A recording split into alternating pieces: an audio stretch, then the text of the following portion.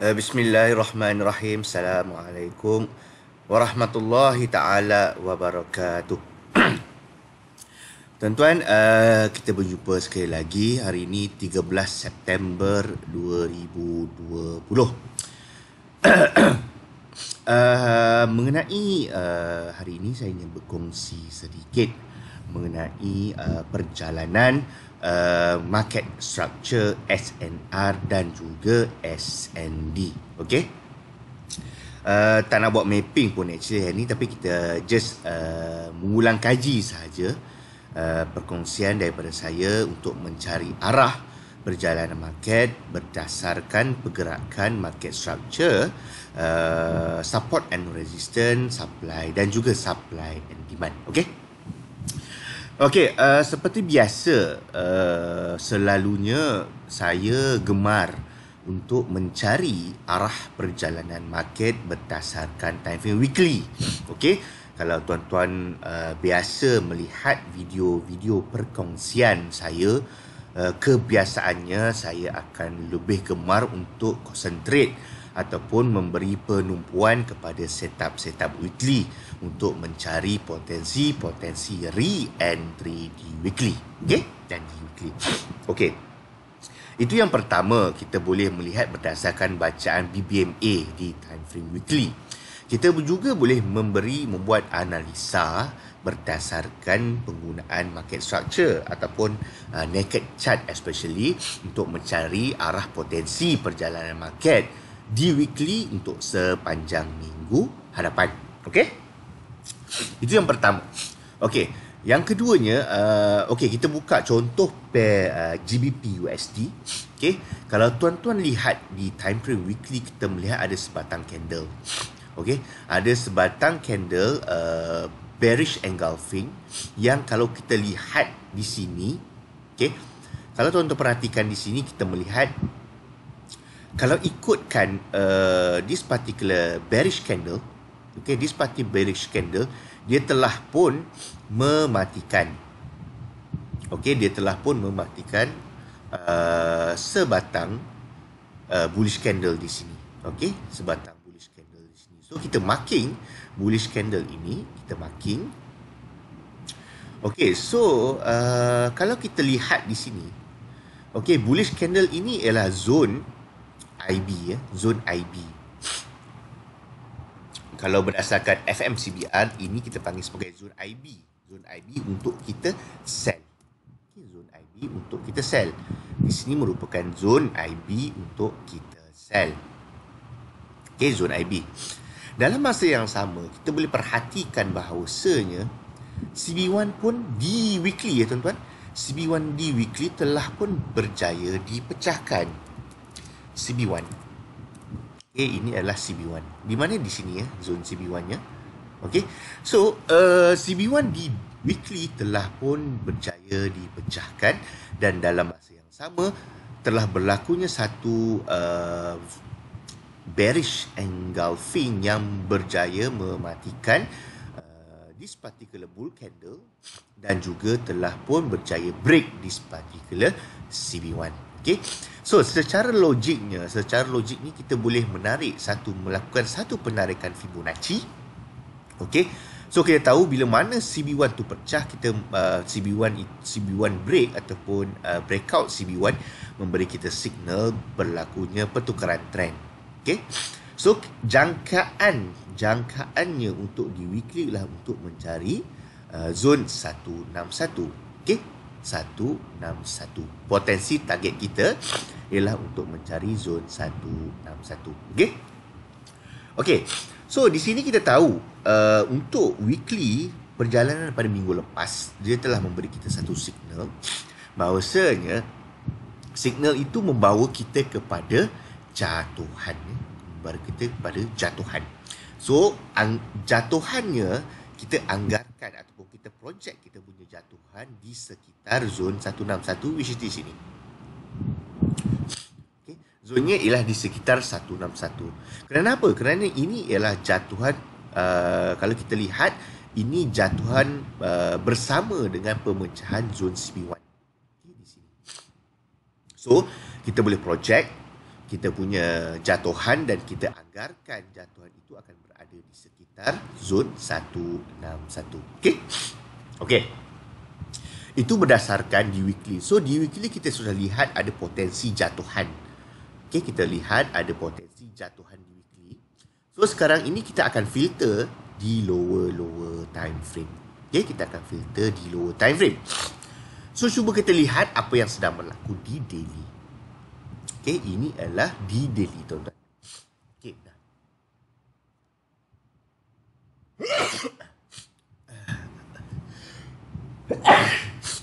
Minta maaf, tuan-tuan. Saya sesama sikit. Okey. So, kita tahu perjalanan di weekly memberitahu kita bahawa potensi arah untuk perjalanan market pada minggu depan ialah kita mencari peluang-peluang sell. Okey, kita mencari peluang-peluang sell. Begitu juga kalau kita lihat ceritanya di daily. Okey, kita lihat di sini sudah berlakunya initial break. Di sini ada initial break. Okey, di mana ada sebatang bearish candle yang telah pun berjaya mematikan bullish candle sebelumnya. Okey, di sini. Okey, di sini. Okey, dalam masa yang sama kita melihat pemecahan CB1-nya di sini. Okey, ini adalah zon pemecahan di CB1. So, di sini kita sudah boleh melakukan satu projection berdasarkan penarikan Fibo FMCBR ataupun Fibo Musang. Okey, berdasarkan Fibo Musang.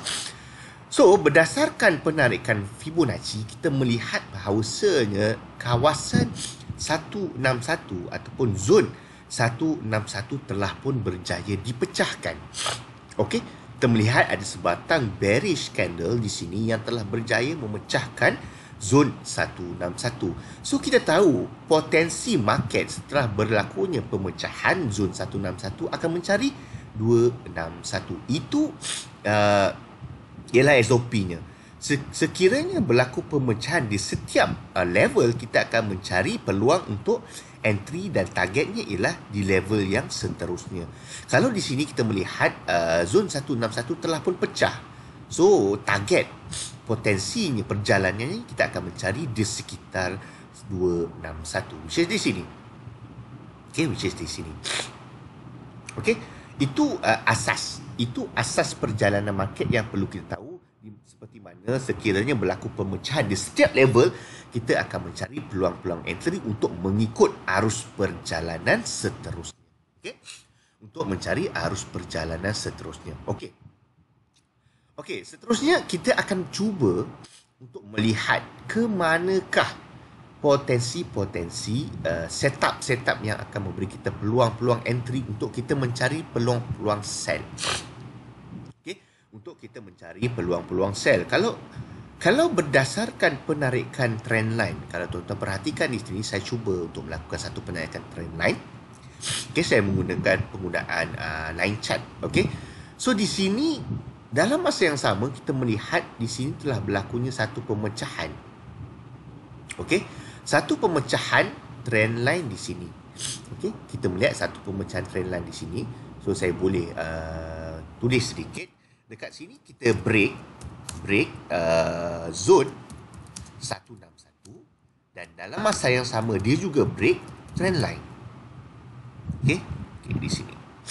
So saya kecilkan tulisan. Okey, di sini ya.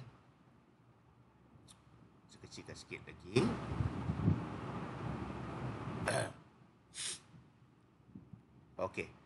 Okey, di sini kita melihat bahawasanya berdasarkan penarikan trendline kita, which is bermulanya di sini.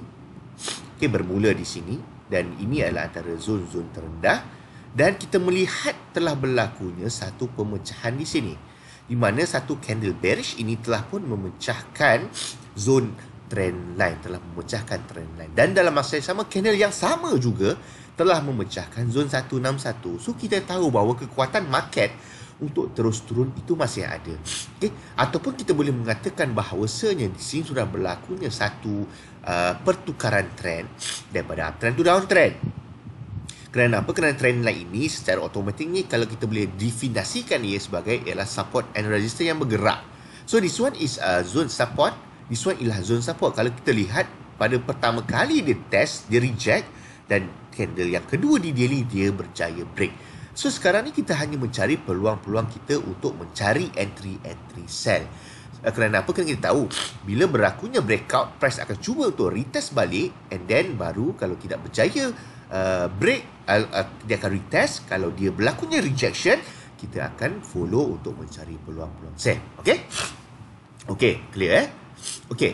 So dalam masa yang sama kita melihat bahawasanya di sini ialah antara zone-zone support ya tuan-tuan.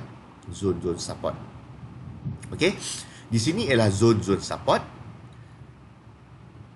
yang kita melihat di sini, bila mana di sini zone support yang kita rasa adalah antara zone-zone yang telah dipecahkan di weekly kalau tak salah saya. Cuma kita lihat. Yes. Di weekly ialah zone-zone CB1. Okay. Di weekly ialah zone CB1. So di sini kita melihat bahawasanya di sini kita ada satu peluang yang kita panggilkan sebagai support become resistant. Okay, di sini kita boleh katakan sebagai support become resistant. Okay, support become resistant. Ini adalah antara zone-zone support become resistant, dan kita juga boleh panggil dia sebagai swap zone.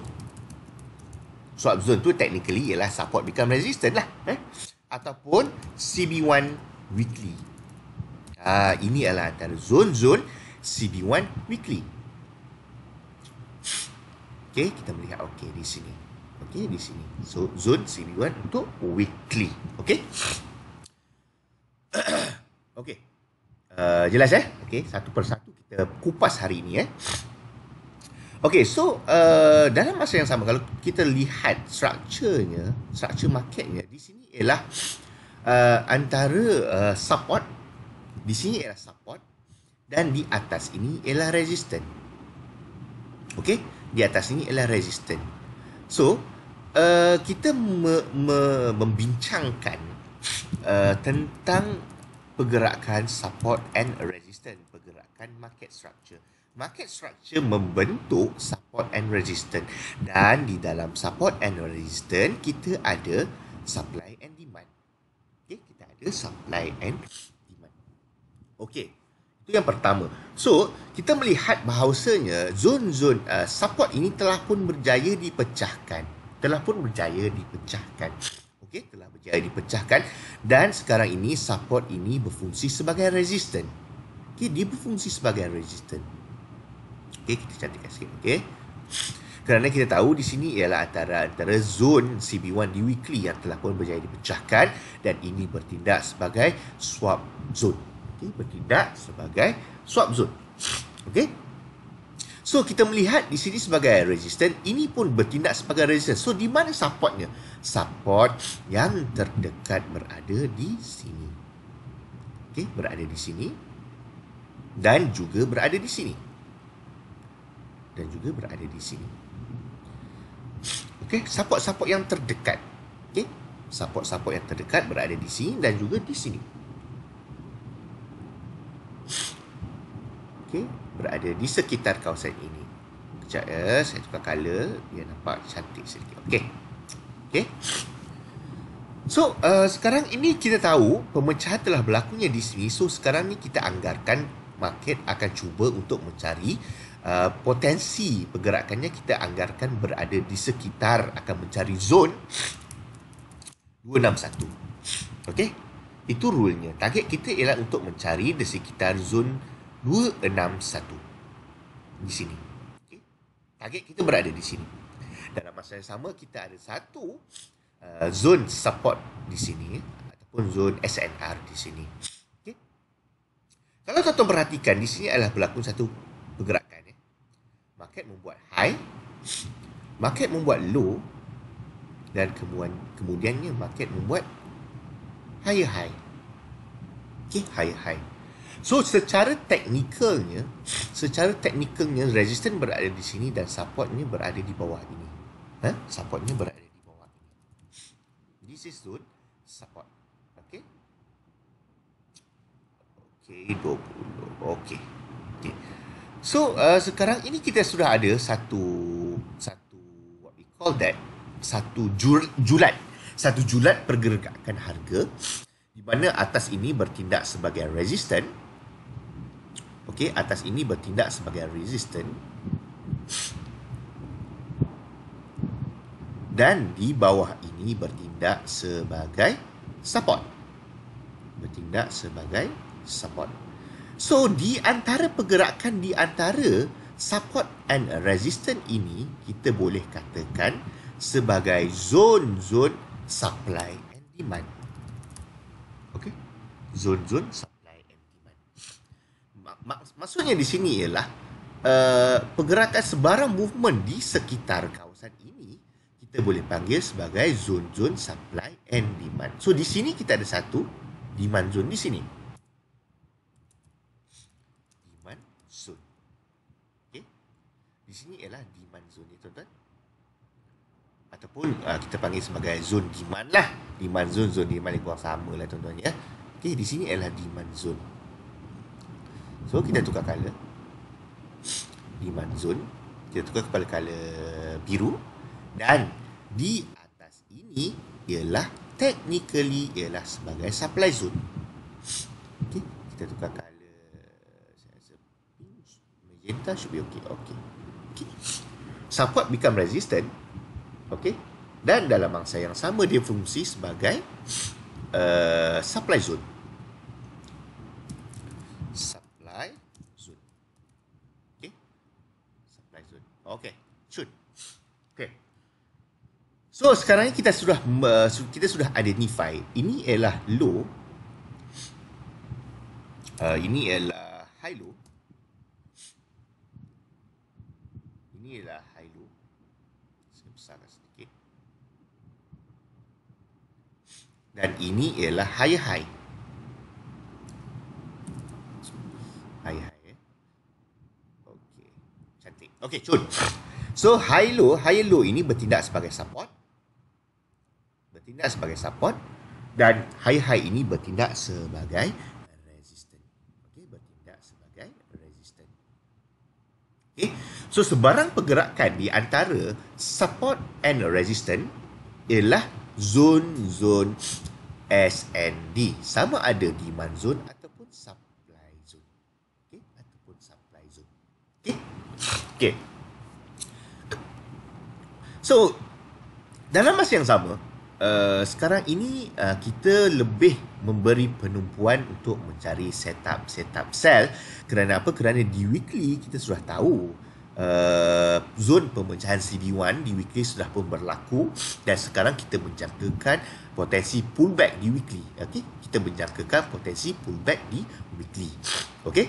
So, kalau kita lihat even di daily pun kita melihat trend masih lagi kuat, uptrend, tetapi sekarang ni kita akan mencari zone-zone pullback di daily berdasarkan pemecahan CB1 di weekly dan dalam masa yang sama CB1 di daily juga telah pecah, which is di sini CB1. Okay. Ini adalah CB1 di daily. Okay, CB1. Okay. So, bila mana berlakunya pemecahan ini kita boleh panggil sebagai apa yang kita panggil sebagai pullback dengan CB1 ni kalau ikutkan Cikgu Zul ataupun FNC. Ini adalah pullback dengan CB1. So, antara targetnya ialah di antara 161 ataupun 261. Okey, 26. So, di sini kita kelihatan bahawa di zon 261 kita ini, di zon sekitar 261 ni kita ada satu demand zone di sini. Okey, kita ada satu demand zone sini yang mengatakan kemungkinan potensi price untuk turun di sini dan kemudiannya reject dan kemudian mungkin akan melakukan kenaikan semula. Okey, akan melakukan kenaikan semula. Okey. So, di antara zon-zon yang saya lihat di sini memberi kita peluang yang cantik ataupun memberi kita peluang yang cerah untuk kita melakukan entry sell ialah di sekitar ini. Di sekitar ini. Okey. Di sekitar ini. Kerana apa? Kerana di sini. Okey, saya kecilkan sedikit. Okey, di sekitar ini. Kenapa? Kalau bila saya besarkan tuan-tuan lihat di sini ya. Tuan-tuan lihat di sini. Okey, di sini, di sekitar ini. di sekitar ini, kita ada sebatang bearish engulf yang mematikan this particular bull. Okay? Kalau berdasarkan pembacaan SND, kita ada satu setup ya tuan-tuan. Satu setup yang kita boleh panggil sebagai setup yang agak kuat, yang saya juga suka kepada setup ini. Saya suka kepada setup ini kerana apa? Setup ini bukan saya kata dia 100% akan win, bukan. Tetapi ini adalah antara setup-setup yang menjadi kegemaran, okay, menjadi kegemaran saya. Di mananya setup ini kalau kita lihat, okey. Okey. Dan kita panjangkan dia punya shadow tuan-tuan. Kita cari dia punya shadow. Kita letakkan, kita lukis, saya lukis untuk tuan-tuan. Okey, di situ. Dan juganya di sini. Okey, lebih kurang lah tuan-tuan ya. Okey. So, di sini kita melihat kawasan tertinggi untuk particular bull ialah di sini. Untuk that particular candle bull sebelumnya ialah di situ.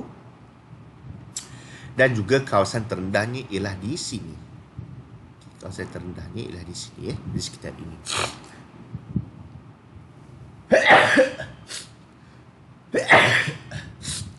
Sesama tuan-tuan, tak maaf ya. Okay. So actually di sini ialah merujuk kepada pergerakan ini ya. Saya tukarkan. Okey.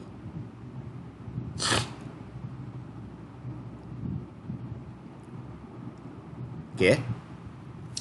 So tuan-tuan lihat di sini telah berlakunya satu bearish engulfing yang mematikan candle bull sebelumnya, dan dalam masa yang sama dia mematikan habis, di mana zon tertinggi candle bull ini di atas dan zon terendahnya telah pun dimakan oleh sebatang candle bearish engulfing.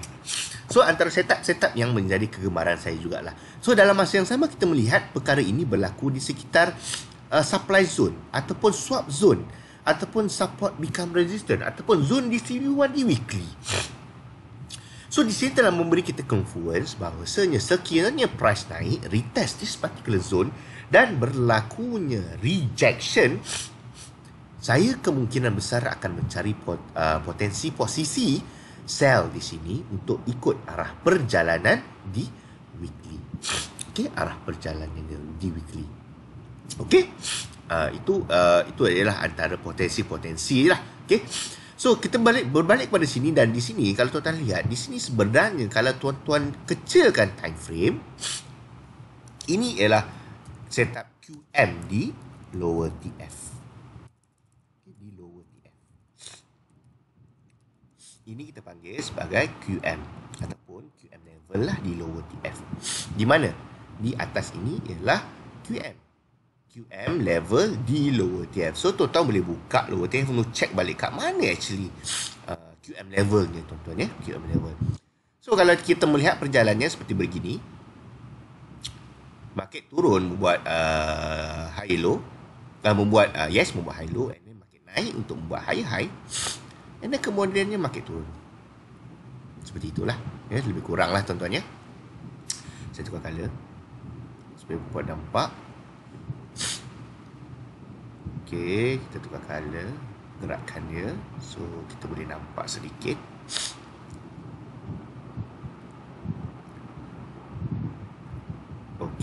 Okey di sini. So di sini ini ialah high low. Okey, high low. Dan di sini ialah high. Di sini ialah high. Dan kemudiannya market membuat lower low. Okay, market membuat lower low. So kita lihat di sini telah berlakunya pemecahan zona high low. So technically based on pergerakan structure pun kita tahu sekiranya kawasan-kawasan support itu telah pun berjaya dipecahkan, kemungkinan besar akan berlakunya perubahan trend di sini. Okey, akan berlakunya perubahan trend di sekitar itu. Okey. So, antara objektif utama video kali ini ialah untuk mencari untuk membahaskan, untuk membahaskan structure market structure, dan dalam masa yang sama untuk membahaskan pergerakan market structure berbentuk SNR, dan pergerakan di antara SNR itu membentuk SND. Okey, support resistance, pergerakan di antara support dan resistance membentuk peluang-peluang supply and demand and supply. That's why kita katakan ada trader yang even though dia tahu market berada market trending buy, tapi dia masih melakukan peluang-peluang sell, dia masih melakukan entry sell.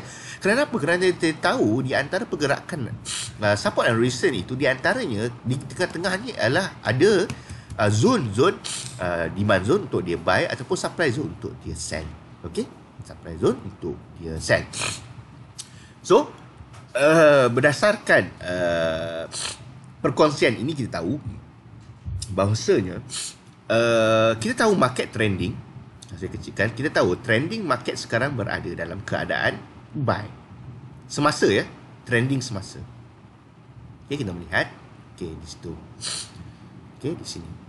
So kita tahu sekarang trending masih lagi buy, masih lagi kuat buy. Tetapi kenapa kita mencari sell? Kenapa kita nak melawan market?